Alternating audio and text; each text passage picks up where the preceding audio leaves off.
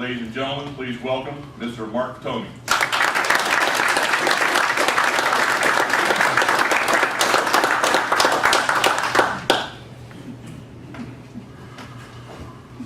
Turn the right way.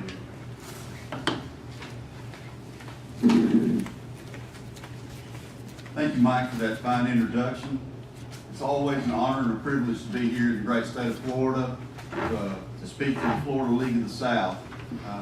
Just telling a couple of the fellows right before it was my turn to come up and speak today that for the last several years, the Florida chapter of the League of the South has been the lead dog in the pack.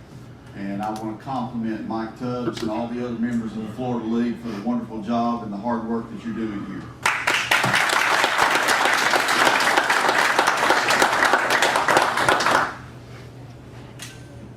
All right, well, the title of my talk today is I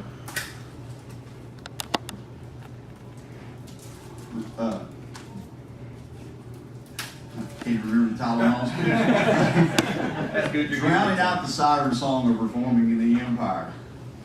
And as I was putting my thoughts together for this, preparing this speech today, some things kind of rattled around in my head. And as I said once when I went to give a speech to the Arkansas League last year, the muse descended a little bit, and the idea for a parody song hit me that I thought would fit in fairly well with the topic of my speech today.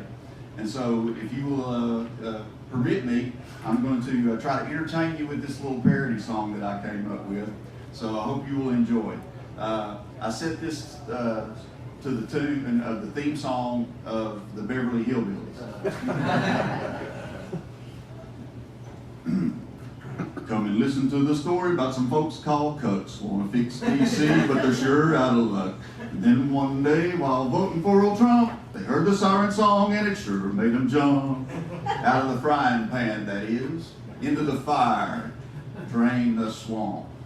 Well, the first thing you know, they're Americans again. Make you so mad you need to drink a vat of gin. We yell at them, hey dummies, can't you see? It's all BS, son, till the South is free.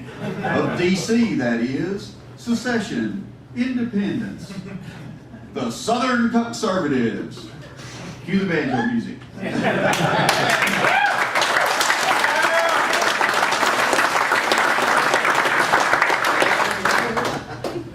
Now, we've been throwing the terms conservative and Confederate around here in the league for a couple of years now. And we do that as a way of poking fun at and deriding the so-called conservative Southerners that we deal with on a daily basis amongst our friends and family who just don't seem to get our message yet. They still are clinging to that attachment to the American empire, the idea of being an American and all that good happy flag waving Star Spangled Fairy Dust stuff. So I thought it would be a good idea to give you an idea of why we use that particular term and where the first syllable of that word, conservative or Confederate, comes from, and it'll help give you a little understanding about this. It comes from a word, cuckold.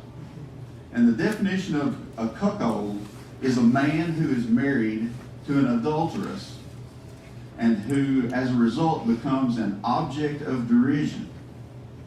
So when you put it in those terms, it seems to be kind of fitting that we would call some of these folks conservatives and Confederates because they are married to an adulterous empire that constantly abuses them and derides them and puts them to shame. And why wouldn't they be objects of derision? Because in order to put yourself in that kind of situation, you obviously have to be a weak and fearful kind of person. You know, they say to themselves, well, you know, I know it's bad and all, but, you know, I'm too scared to leave. You know, what would I do to make a living? And, you know, gosh, who would take care of all the poor people and the sick people, you know? And, you know, I just don't know what we'd do. And I liken it to being similar to the battered wife syndrome. You know, she's trapped in this abusive relationship with somebody who really has no respect for her and despises her, but yet she just keeps coming back for more and more. She just can't find a way to get out of it. And you know, they make all the excuses of, again, you know, oh, well, gosh, if I leave, where would I go? What would I do? How would I make a living? Who take care of my kids? And blah, blah, blah. And then the other side of the thought process that a lot of them have is that, well, you know, I deserved it. You know, I was a bad, racist white boy. Slap me again, Sam, and this time put some steak on it. It reminds me of the old Percy Sledge song, When a Man Loves a Woman. And there's a couple of lines in there that go something like, when a man loves a woman, he would sleep out in the rain if she said, that's how it's going to be. And then there's another line where it says, you know, leaves me begging, baby, baby, please don't treat me bad. But the problem is that it just continues on and on and on, and there's no end to it. There is no relief. And this is the kind of relationship that way too many of our Southern kinsmen and brothers and sisters have to the U.S. empire. They are married to an unfaithful harlot who ridicules and despises them. Yet they cannot seem to bring themselves to break free and to strike for something better. After each abuse and act of betrayal, they fall for the same old empty promises of reform. Oh, I'm so sorry. Just give me one more chance. I promise I'll do better next time. I love you so much, baby. I need you. You got to stay around. I need you Southern boys to go fight my wars for me. Just keep electing those good conservative Republicans, and next time I'll fix everything. But history has shown us that none of this ever works out. The promises never get delivered on. Instead, the cycle just continues to repeat itself over and over again. Nothing ever changes, nothing ever gets better. We constantly fall prey to the siren song of reform. Now, what are we talking about when we say a siren song? Well, to digress for just a moment to get a little background on that, I'm sure most of you, or at least have a cursory familiarity with Greek mythology. And the ancient Greek poet Homer wrote a very classic story called the Odyssey. And the Odyssey is the tragic and tale of Odysseus, the king of Ithaca, and his men trying to get back home to Ithaca after the end of the Trojan War. And one of the adventures that they run into along the way is they have to pass by an island where the sirens live. And the sirens were these creatures who were able to play very beautiful music and sing very beautiful and seductive and alluring songs. And it would so enchant passing sailors that they would actually sail their ships into the rocky shoreline around the island, destroying their ship and drowning most of them in the process. And so part of the Greek mythology that surrounds the sirens also seems to suggest that they were cannibalistic. And so these sailors who either drowned or maybe were lucky enough to survive and get snatched up by the sirens were eventually eaten and consumed by the sirens. So as time has passed on, this idea coming down to us from the Greek mythology of the sirens, we developed the idea of the term a siren song. And the siren song has come to mean any kind of temptation that is very difficult to resist, but if heeded, always leads to a bad conclusion. And that is what the siren song of reforming the U.S. empire will always lead to, a bad conclusion. Our duty as Southern nationalists is to do everything within our power to drown out the siren song amongst our fellow Southerners. Now, how can we do this? Well, the answer that Odysseus came up with, because he was very desirous to hear the siren song for himself, but he didn't want his crew and his ship to be destroyed. So he had them lash him to the mast and then fill their ears with beeswax. And he told them, you just keep rowing straight, don't deviate, but I'm going to hear what this beautiful siren song sounds like.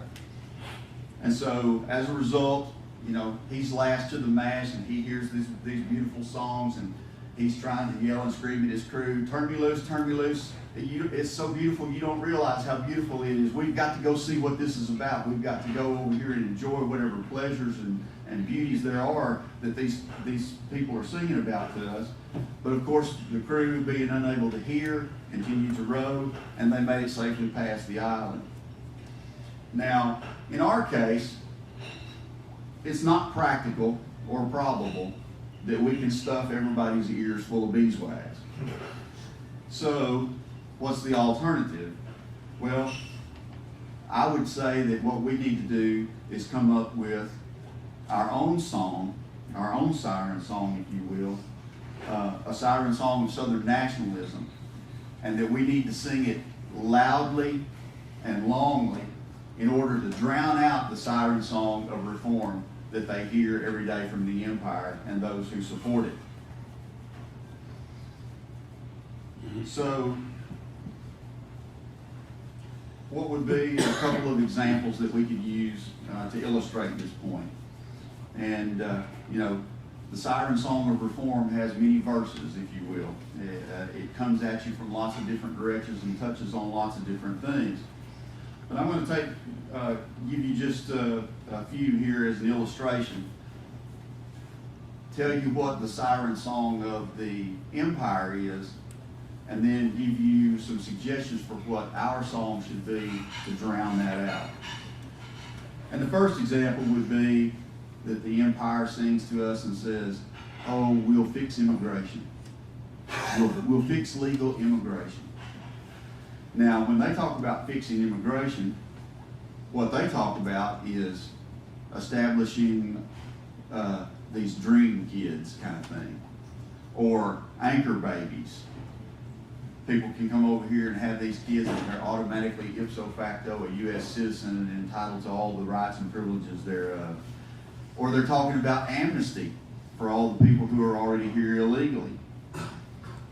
They're talking about maintaining the 1965 Immigration Act, which gives preference to every non-white, non-Christian set of people from anywhere in the world in opposition to folks who are like us. Now, our contrary song should be something like this. Well, in a free South, we'll stop all immigration for at least 20 years, legal and illegal. And during that 20-year moratorium, we're going to round up every single one of these illegals that are here, especially the Mohammedans, and we're going to send their butts packing back to wherever it was they came from.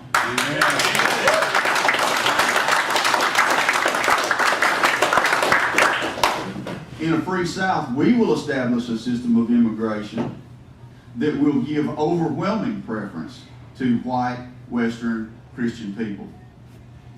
And on top of that, we will greatly restrict the total number of people that we allow to immigrate into our free southern country, just to make sure that we don't overwhelm our infrastructure and our natural resources and our ability to take care of the problems that arise from having an increase in population.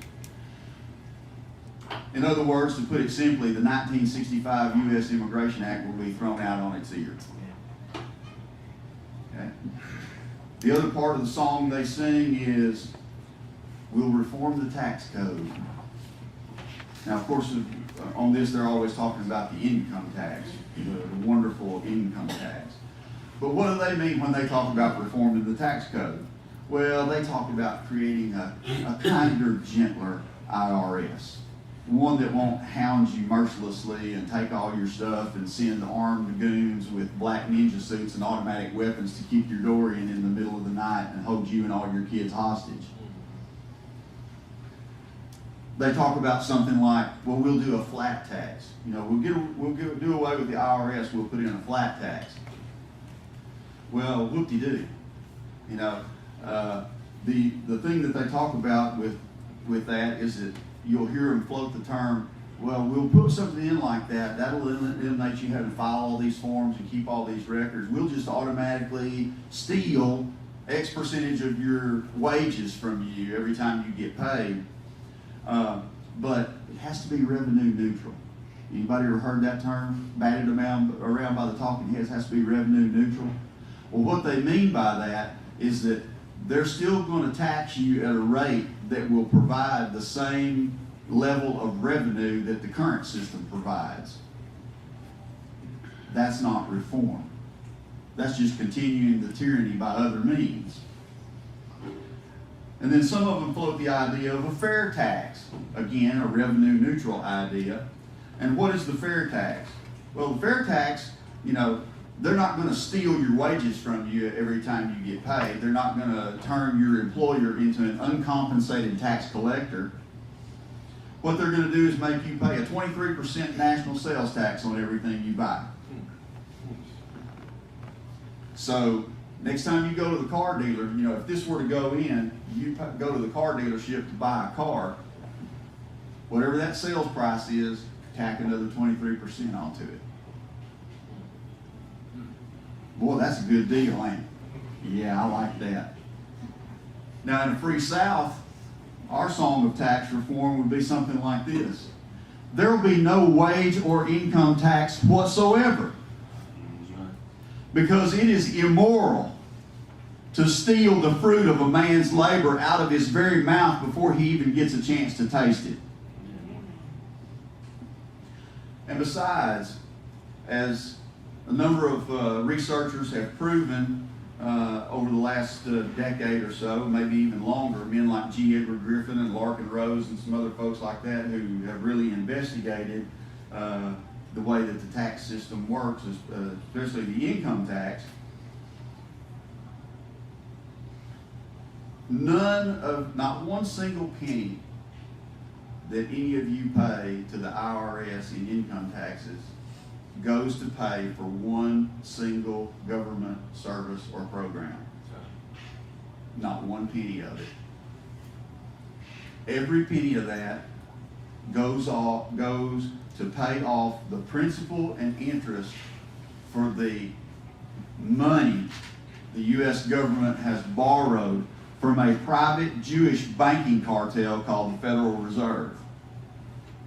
What it does is it makes you a slave to the international banking cartel. Because what is the definition of slavery? You do not own your own labor. If someone else can make a claim on your labor, like the United States government via the IRS, then you are not free. You are a slave. They take their percent off the top. No thank you. Then they'll sing the song of fixing education. Well, what does this usually mean? Well, it usually means some kind of expansion of the Federal Department of Education. Now, I remember when I was in college at the University of Arkansas in 1980, and Ronald Reagan was running for President of the United States against Jimmy Carter. And we were sitting around watching the debates, and I very distinctly remember Ronald Reagan saying that one of the planks of his platform for being elected President of the United States would be to abolish the Federal Department of Education. Last time I checked, it's still here. And last time I checked, the biggest expansion of the U.S. Department of Education came under George W. Bush, one of those good conservative Republicans. And it came under the form of the thing, No Child Left Behind.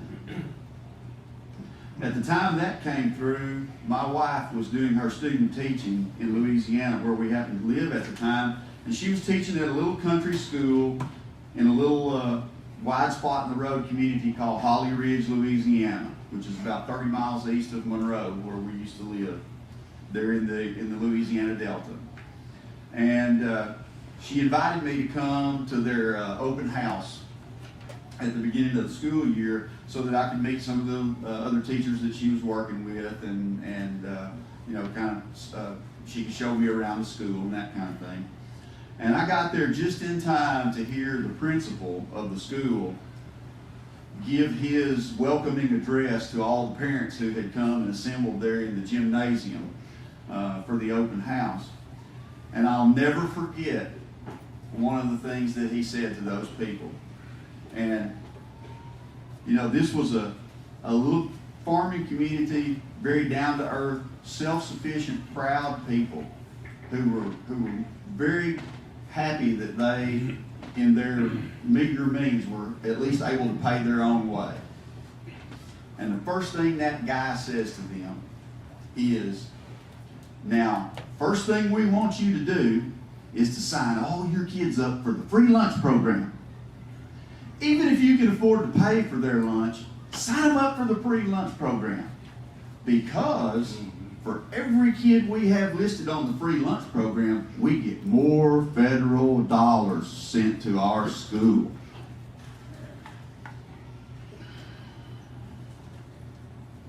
I mean, I stood there, I looked over at my wife and I shook my head. I'm like, I've seen all I need to see. Not that I didn't suspect that was going to be the case anyway. And then the newest addition to the education improvement, the siren song of the empire, Common Core, which is nothing more than saying, we're going to make your kids stupid and perverted all at the same time. And this was the impetus that finally convinced my wife, even though I had been trying to get her to realize this for some time, to never again cast a shadow on a government schoolhouse. As she was doing a lot of substitute teaching at the time there in Alabama where we had just moved to. And she would come home and tell me some of the stuff that she saw as part of this Common Core curriculum. And as Matthew said earlier, there are ladies here, so I'm not going to go into any kind of details, but just suffice it to say, it is some of the most god-awful, gross, perverted stuff you have ever seen in your life. And the intention of it is to turn your children into little deviants. Yep. And again, make them stupid at the same time. 2 plus 2 doesn't equal 4 anymore. But and if it maybe just so happens to because you feel like it should that day, you know, you got to go way around by grandma's house to get there, you know. So it's just crazy. And then of course they constantly come to us and say that we have to have a tax increase so that we can build a better, prettier school for little Johnny and little Susie to become perverts and stupid in. And no matter how much time I spend conversing with my fellow Southerners out there on a day-to-day basis about this particular topic, and almost all of them will say stuff like, the schools are awful, the kids are not learning anything, we're way behind the rest of the industrialized world in how good our kids do on tests and this, that, and the other, and you know, and now they're pushing this perversion on them and all this other. I just don't, you know, what's going on? And then as soon as the school board comes in and says, we need a 1% sales tax, okay, click, and they'll vote themselves another tax to keep supporting the very thing that they were just harping and moaning about 5 minutes ago. Yeah. You know, the definition of insanity. How stupid can you be? The Southern siren song of education reform would be something like this. We will abolish government schools. Because government schools are a communist concept. For anybody who has ever read Karl Marx's Communist Manifesto, you know, once you get through all of the babbling nonsense, he kind of summarizes it with a list of 10 things. And he prefaces the list by saying, well, you know, it may vary slightly from place to place depending on situations and so forth. But in general, if you do these 10 things, then you're a communist regime. And number 10 on the list is free education for all children in public schools. Now, how much harder do you have to be slapped upside the head to realize where government schools, public school comes from, and what its intended purpose probably is? It's not to teach children how to read and write and cipher and think critically. It's to indoctrinate them into being loyal servants of the state, a godless state. So we'll get rid of that in favor of things like homeschooling or private academies, Christian schools. You know, the church I belong to is famous the world over for the schools that it has established. I mean, there are Catholic schools everywhere that have been established for the education of children all over the world. And of course, other Christian denominations do the same thing. You know, it has become much more prevalent over the last 20 years than it has in a long, long time. And under those kind of circumstances, you actually have local control over what is taught and how the school is run. Whereas you do not have that with public schools. That's a wonderful euphemism, because anybody who has ever tried to go to a public school board meeting and object to something that they were trying to do to your children in that school, they could care less. You can stand up there and talk to your blue in the face, and they're going to go ahead and do exactly what they want to, regardless. You have no say-so whatsoever. We would get rid of that.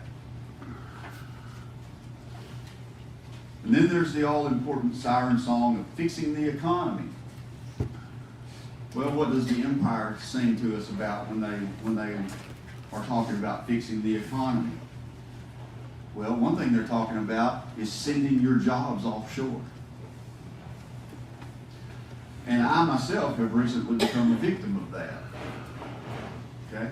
In my engineering practice, I have a client over in Texas, a metal building manufacturer who shall remain nameless.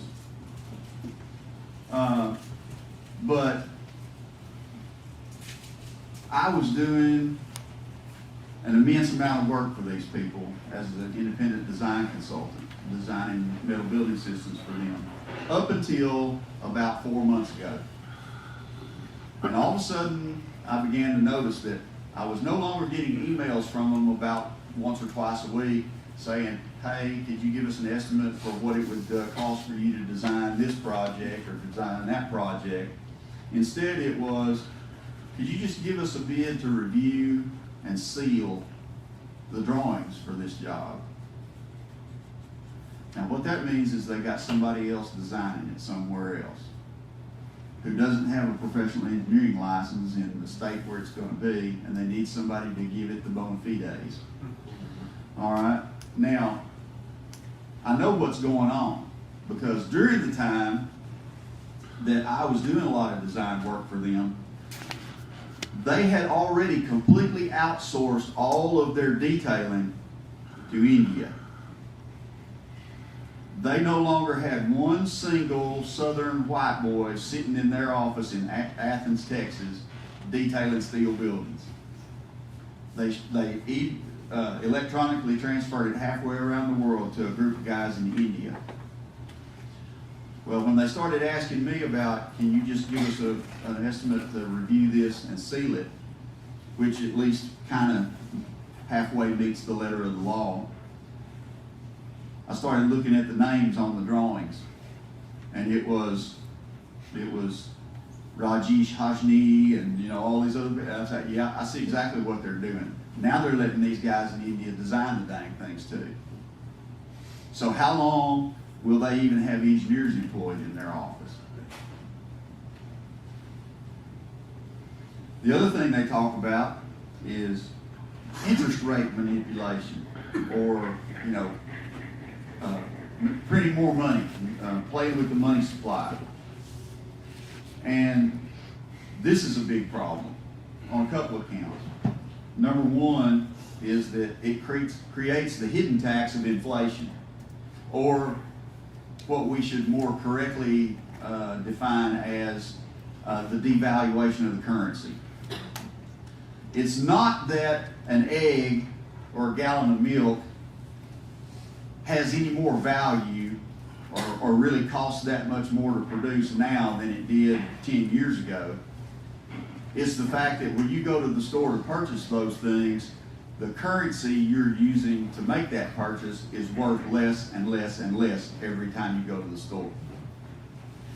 And because of things like that, it doesn't matter how hard you work, it doesn't matter how much you save, you can never get ahead. And as a lot of people found out about 10 years or so ago when that housing bubble thing burst and whatnot, all of a sudden that big pile of money they had in their IRA disappeared in a cloud of smoke, and they were flat busted. And again, this is a situation that is not only criminal, but wholly immoral and evil. Because once again, you're stealing the very sustenance away from a man who has worked his entire life to set something aside for his declining years or for his children as an inheritance.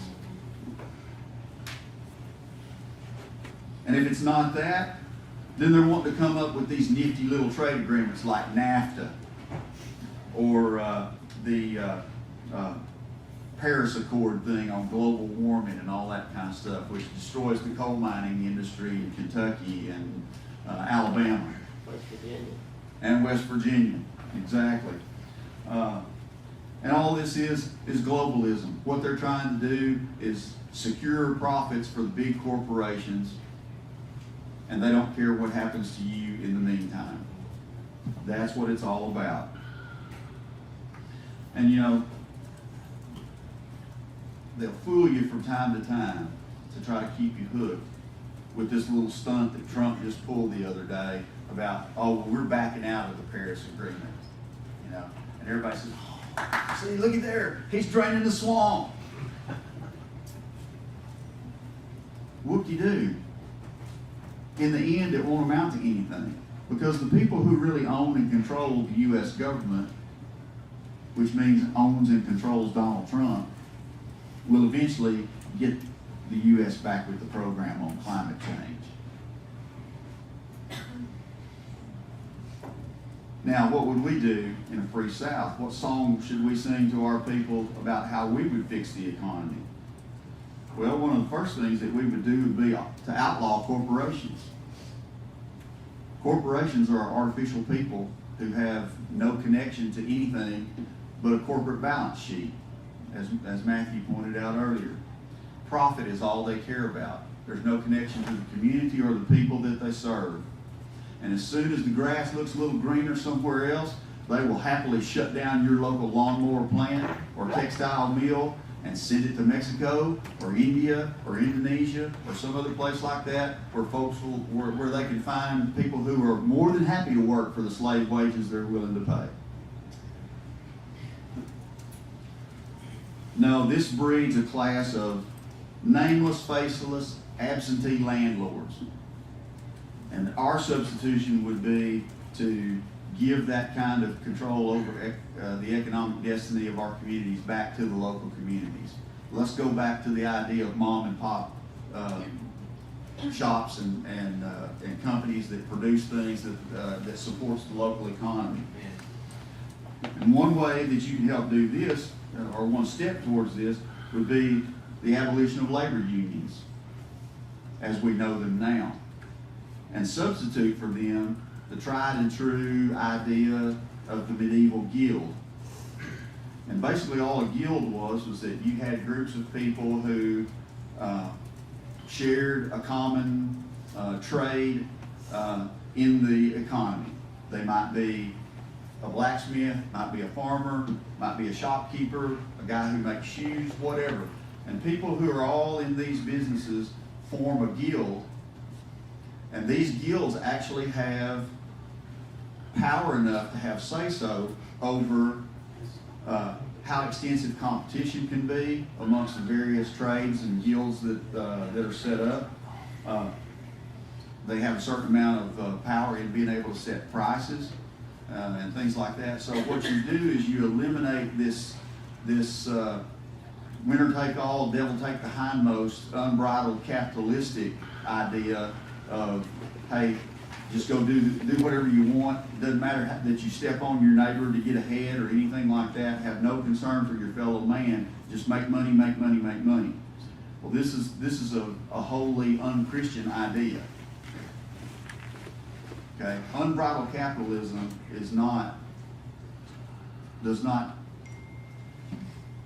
work well with the whole ethic of Christian civilization. There has to be some modicum of regulation and control to ensure a just distribution of property amongst the people, so that you can't lose your livelihood. You know, and this gets into some of the banking part of it too. The idea of usury. The church has always condemned usury. Now, a lot of people are confused about this, so let me try to give you the thumbnail version. Usury does not necessarily mean just the loaning of money at interest. That is not a problem per se. Usury is more accurately defined as the loaning of money for a purpose that produces nothing. Okay? And collecting interest on that. If a bank wants to loan money to a farmer to purchase land that he will then produce crops and food for the local people to eat and that kind of thing, that's one thing for them to loan him a little bit of money and charge a modicum of interest for the use of that money, because it produces a positive product for the economy and for the community. A more contemporary example of usury would be the guy who goes and borrows $500,000 to invest in the stock market on the chance that he's going to make a huge profit, from this side or the other. That doesn't necessarily generate anything positive and tangible for the community. It just puts a bunch of electrons in his bank account. Usually to the detriment of the people who are somehow involved in the chain that connects that stock to some corporation somewhere. Our approach would be to do something that mitigates those kind of circumstances. The revitalization of agriculture as a way of life. And this would mean getting our southern farmers out of a state of perpetual peonage to the United States Department of Agriculture.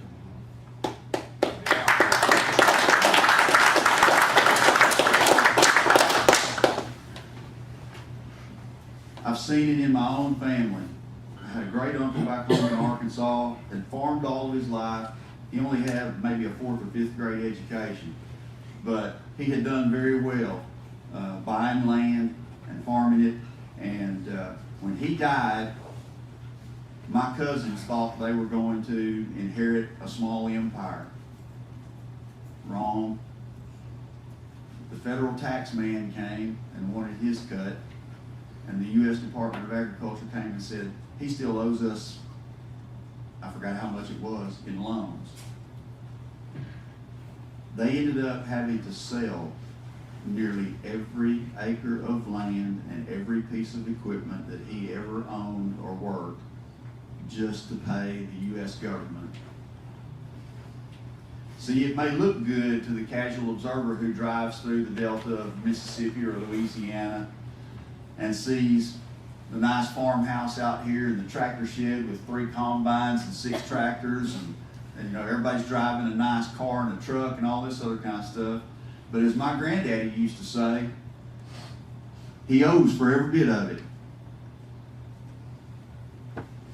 None of it belongs to him. He owes for every bit of it. And sooner or later, the ones that really own it are going to come calling to collect. And that's exactly what happened to my uncle. And again, you can repeat that story thousands of times over across the South. It goes on every day. And then, of course, the other economic item that we would do very drastically differently than it's done now, there would be no centralized or international banking based on fiat currency.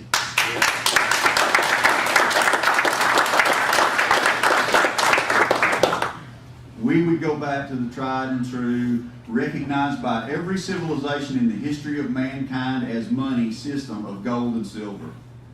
And if we do issue paper, then it'll be like it's supposed to be. There'll be no more paper in circulation that can be backed up by the physical specie that sits in the vault. Right.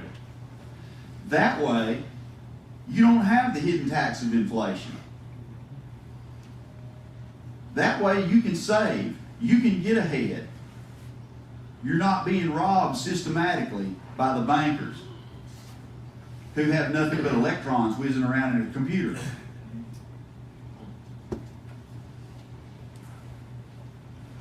And then, of course, the contemporary example of their new president. They sing the sweet song of making America great again. But what do they mean by making America great?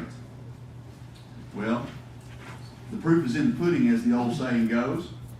And if you look around and conform your mind to the objective reality of the situation in which we find ourselves, rather than having tea with Alice and the White Rabbit in Wonderland,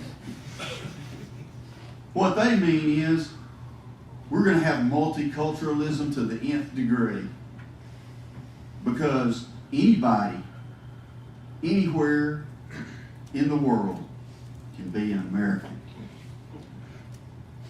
The world wants to beat a path to our door. Everybody wants to be an American. Well, what is an American to them?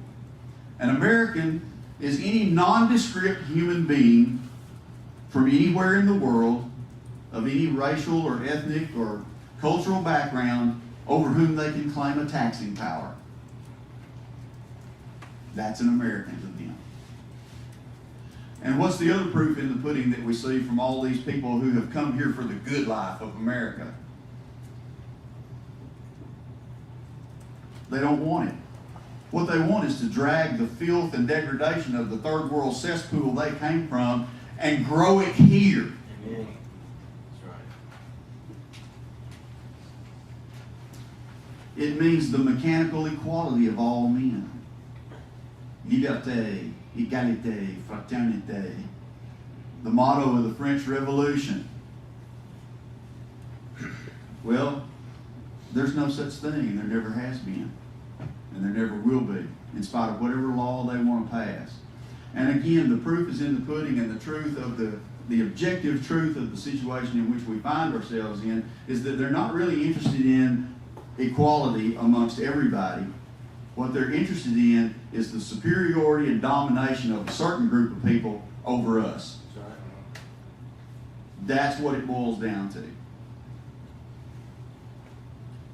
For any of you who may have read Jean Raspail's novel, The Camp of the Saints, you're watching it come to life before your very eyes every day. Part of my ancestors came from France, and I almost had to weep the other day to watch, after the election in France, to think that the French people are committing mass suicide before our very eyes. And then, of course, it also means that we will have sodomy and feminism. You know, Mr. Queer is not going to have to go back in the closet. He's going to get to parade naked down the street with his adopted child in tow. And the feminists are going to get to continue to murder their children when they, when they demean themselves to have a relationship with an evil man and happen to get pregnant as a result of it, well, we're going to get rid of that little problem. It also means that they still want to maintain a huge, powerful, centralized government on the banks of the Potomac River. There'll be no devolution of power. There'll be no states' rights. It'll be do what D.C. says or feel the heavy hand of D.C.'s wrath. And it also means the continued ascendancy of secular humanism and atheism over our historic Christian religion and culture.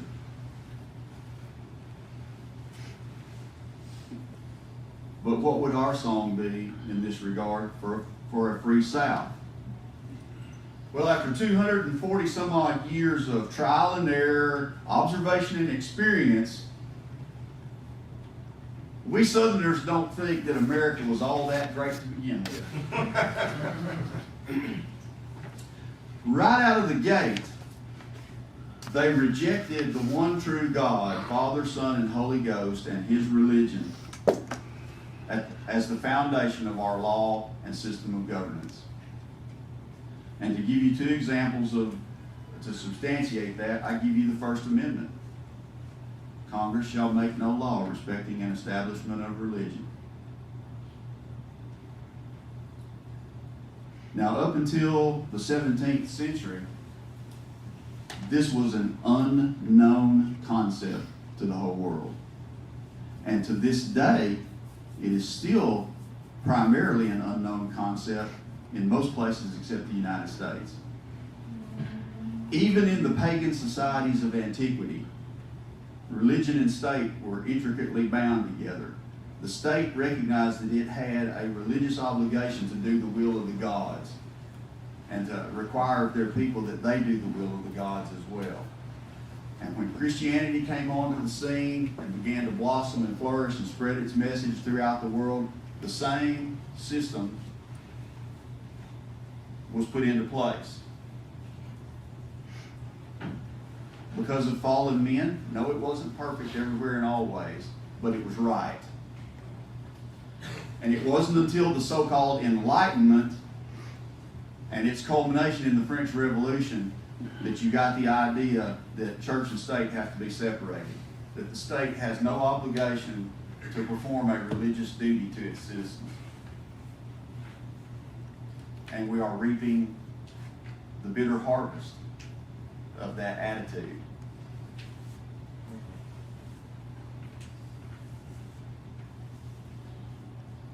The other example is that in the 1797 Treaty of Tripoli, after the U.S. Marines beat the Tripoli pirates over in Libya, the U.S. concluded a treaty with them, and Article 11 of that treaty starts out like this. Whereas the government of the United States is in no way founded upon the Christian religion. Now, there's a lot of hot air that gets spewed these days by people who want to try to make the argument that the United States was founded as a Christian nation. And they cite all kinds of examples for this. Either things that the founding fathers said or that this minister wrote or whatever. But the truth of the matter is that there is a huge difference between a people who happen to occupy a particular geographical area on the face of the earth adhering to a given religion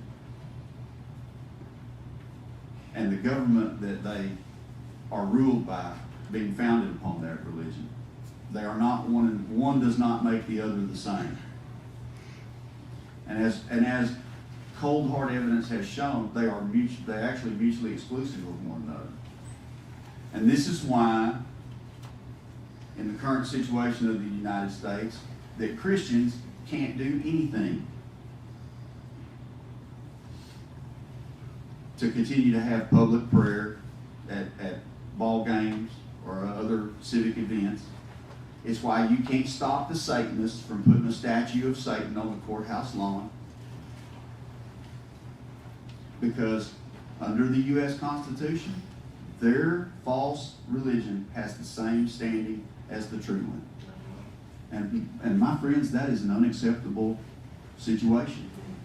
And if the South intends to have a future at all, once she becomes free, this is a grievous error that she must rectify, or else we're just kicking the can down the road for about 100 years or so. And we'll be right back in the same boat we are.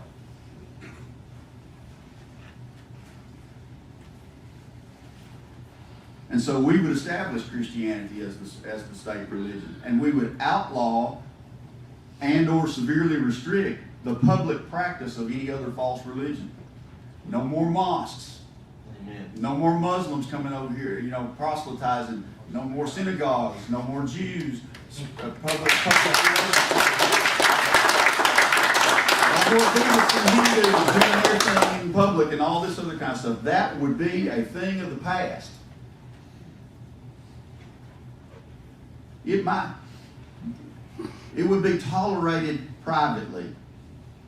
If we had people who were living here who were adherents to one of those religions, they would be free to practice it in the privacy of their own home. But they couldn't have a building in public where they all got gathered in to worship whatever it is they worship. That would not happen. We would also have a society that is modeled after God's creation, which necessarily means it would be composed of distinction and hierarchy.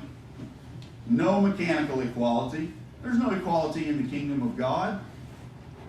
Even in heaven, you have different ranks. You have angels and archangels, cherubim and seraphim. There's no equality. But under this system, any potential strife would be tempered by the application of the golden rule. Christ's commandment to love our neighbor as we love ourselves. And that doesn't mean giving him a big old sloppy kiss and telling him everything perverse that he does is okay. The true idea of love in the Christian sense is to desire for someone that which is their ultimate good. And our belief as Christians is that the ultimate good of every human being is to know, love, and serve Jesus Christ, our Lord and Savior, and thereby merit the beatific vision for all eternity. And anything that we allow people to do that is contrary to that, we are culpable for the fact that their soul is going to be condemned to hell at some point. So therein lies true love of neighbor, not this perversion that they give us nowadays that says, oh, love means you have to accept all of this nonsense and let it flower and flourish. Let the weeds grow up among the wheat. I don't think so. And then last but not least, ours would be a blood and soil nation of people bound by faith, a shared history, common traditions, and a vision for what life really ought to be all about.